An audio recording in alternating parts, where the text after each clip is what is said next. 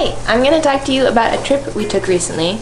But I'm gonna do it outside because the bearded one is making dinner. Goodbye. Also, I don't know why I was wearing my sunglasses inside and then took them off when I came outside. I'm insane. We got to go on a camping trip recently and I took a bunch of footage and I wanted to show you all about it because not only is the place that we went super cool, but I wanted to talk about why it's so nice to get outside and to sort of recharge yourself with a little outdoor time. So we went to Lassen Volcanic National Park, which is just as cool as it sounds. So Lassen is particularly exciting because it's a national park that contains all 4 kinds of volcanoes. And those are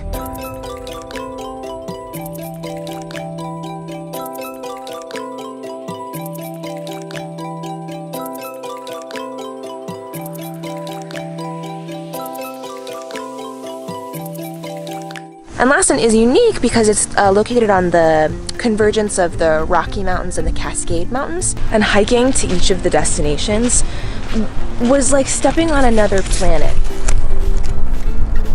What? Especially this one that I'm showing you right now, the Cinder Cone volcano. It just looks like you're on Mars or like on the set of an actual science fiction movie. Its particular plate tectonics have made it so that all 4 of those kinds of volcanoes are in really close proximity to each other, like all within the park, and Lassen's pretty small. One of the cool fun facts about Lassen is that every rock in the park was formed by volcanic geologic activity, and I'm talking like all kinds of volcanic activity. There's like open, bubbling mud pits where the water that is up near the Earth's surface is being heated so much by the magma under the Earth's surface that it's actually boiling and like bubbling up. And that's actually a key difference, is that magma is under the Earth's crust, whereas lava is above the Earth's crust. Same material, it's just called lava when we can see it, and magma when we can't, essentially. Additionally, because of the really cool geologic activity and all of the upheaval, the mountains are incredible, the difference in elevation is just insane, and there are all of these dips into little nooks where lakes have formed, and these lakes are mostly spring-fed or snowmelt. So they're incredibly clear, they're like crystal clear, and I can't even tell you how relaxing and magical it was, not only to just like look at that water and be with it, but to get in. I'm a total water baby, so getting to swim in those lakes was one of the most magical experiences of my life, and it's definitely my happy place. Like when someone says mentally go to your happy place, swimming at a lake in Lassen National Park is definitely my happy place. Okay, great, thank you.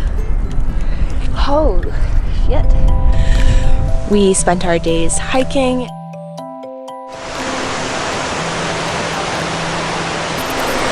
Note to self, when it says a waterfall, the hike usually involves a lot of up and down, because the water has to fall somewhere. Remember that next time.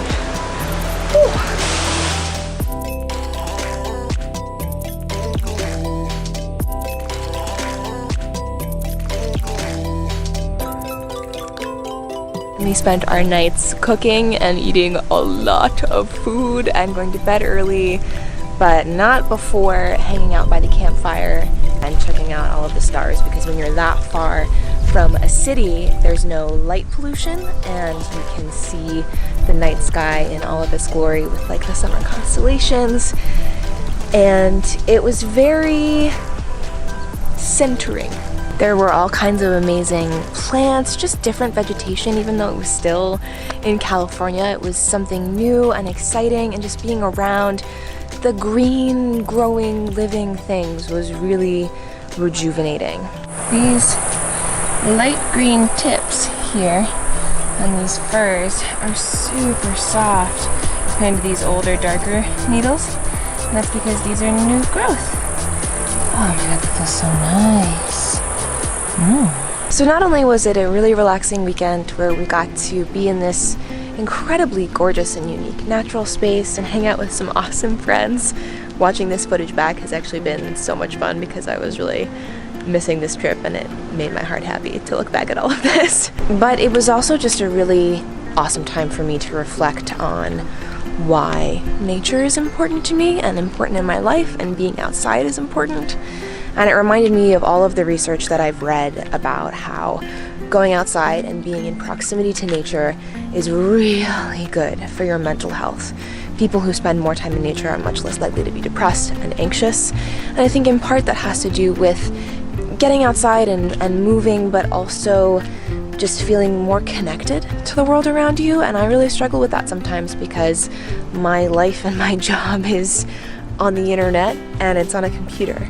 So it can be hard to remind myself to go outside and to have some balance, but this trip was a really good reminder of that. And so I hope that you can take that with you too.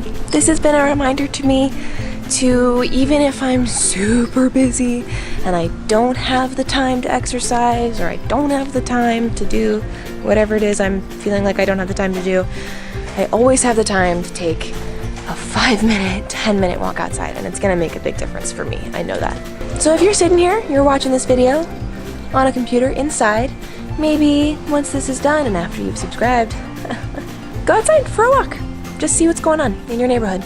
Breathe a little bit, touch some green things, maybe pet a cat, and have a good time. Take care of yourself.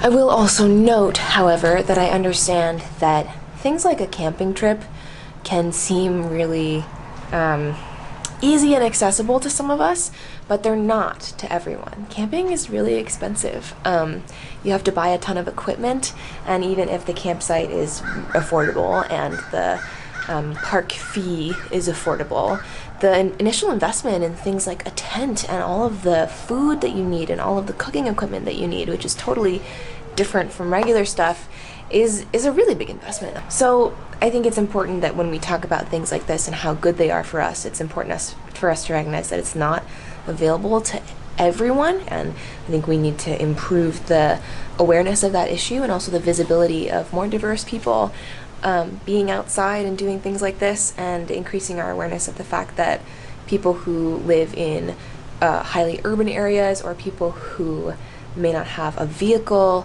don't have access to experiences like this. And so when we talk about them, we need to recognize that it's not the norm for everybody, and work towards finding some more balance and some more equality in who these experiences are available to. So that's just my last little non-sciencey note on that. I hope you're doing good. I hope you're having a good day. Thanks for watching, and I'll see you next time.